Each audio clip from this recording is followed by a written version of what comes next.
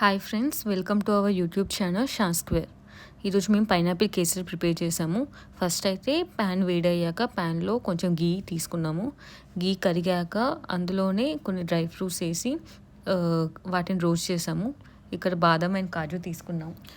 Dry fruits roast అయ్యాక తీసి పక్కన పెట్టుకోవాలి. నేనైతే ఇక్కడ బాదం అండ్ కాజు తీసుకున్నాను. మీకు ఏది కావాలంటే తీసుకోవచ్చు. అవి పక్కన పెట్టుకున్నాక మళ్ళీ కొంచెం గీ యాడ్ చేసుకొని గీ మెల్ట్ అయ్యాక రవ్వ తీసుకోవాలి.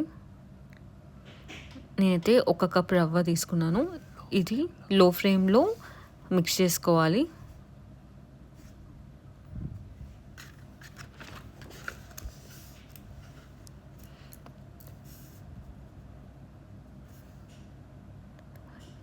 రవ్వ కూడా బాగా రోస్ట్ అయ్యాక తీసి పక్కన పెట్టుకుంటున్నాను. అదే ప్యాన్లో ఒక 2 కప్స్ ఆఫ్ వాటర్ యాడ్ చేస్తున్నాను. 1 కప్ రవ్వకి 2 కప్స్ ఆఫ్ వాటర్ తీసుకోవాలి. వాటర్ కొంచెం బాయిల్ అయ్యాక ముందుగా కట్ చేసి పెట్టుకున్న పైనాపిల్ పీసెస్ని యాడ్ చేయాలి. పైనాపిల్ వీలైనంత చిన్నగా పీసెస్గా కట్ చేసుకోండి. ఒక 2-3 మినిట్స్ వరకు బాయిల్ అవ్వనివ్వండి. ఇక్కడ నేను పైనాపిల్ ఎసెన్స్ యాడ్ చేస్తున్నాను. ఇది ఆప్షనల్, మీ దగ్గర ఉంటే యాడ్ చేసుకోవచ్చు, లేకపోతే లేదు. ఇప్పుడు ముందుగా రోస్ట్ చేసి పెట్టుకున్న రవ్వ యాడ్ చేసుకోవాలి. రవ్వ యాడ్ చేసుకున్న తర్వాత కంటిన్యూస్గా కలుపుతూ ఉండాలి, లేకపోతే లంప్స్ వచ్చేస్తాయి. రవ్వ యాడ్ చేసుకొని కలుపుకునేటప్పుడు స్టవ్ లో ఫ్లేమ్లో పెట్టుకోండి. ఇలా బాగా కలుపుకున్న తర్వాత 1 కప్ షుగర్ యాడ్ చేసుకోవాలి. నేను 1 కప్ రవ్వకి 1 కప్ షుగర్ తీసుకుంటున్నాను.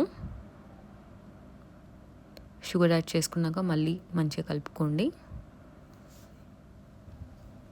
మీరు తీసుకున్న పైనాపిల్ స్వీట్నెస్ బట్టి అలాగే మీ టేస్ట్కి తగ్గట్టు షుగర్ క్వాంటిటీ ఎక్కువ తక్కువ వేసుకోవచ్చు. షుగర్ మంచిగా కరిగాక నేను ఇక్కడ కొంచెం గీ యాడ్ చేసుకుంటున్నాను. ముందుగా తీసి పెట్టుకున్న డ్రై ఫ్రూట్స్ని యాడ్ చేసుకుంటే ఎంతో టేస్టీగా ఉండే పైనాపిల్ కేసరి రెడీ అయిపోతుంది. దీన్ని మీరు సర్వింగ్ బౌల్లోకి సర్వ్ చేసుకోవచ్చు. Thank you for watching our video. Please subscribe to our channel and support us.